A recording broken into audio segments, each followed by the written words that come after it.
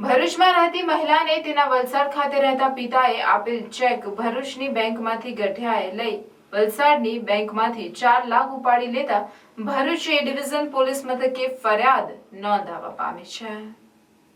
ભરૂચના ABC circle પાસેના Sai heights ખાતે રહેતા નિરાલી સુરેશચંદ્ર બલસારાના પિતાના નામે વલસાડ ખાતે રહેતા તેના કાકા દૌલતરાય ટેલરે તેમના વલસાડ ખાતેના કેનેરા બેંક ખાતાનો ₹4 લાખનો ચેક આપ્યો, જે ચેક તેમણે ગત 26મી જૂને ભરૂચની રિલીફ રોડ પર આવેલી બેંક ઓફ ઇન્ડિયા શાખામાં જમા કરાવ્યો હતો, જેની રસીદ પણ તેમણે લીધી હતી। જો કે બાદમાં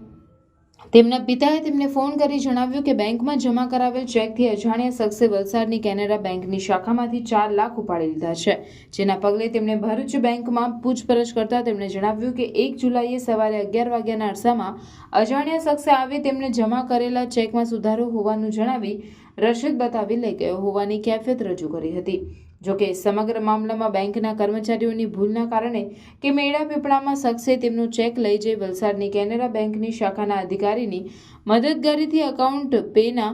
શેરાવાળો ચેક હોવા છતાં શખ્સને રોકડા રૂપિયા ચૂકવી દેવાનું માલુમ પડતા તેમણે ફરિયાદ નોંધાવી હતી।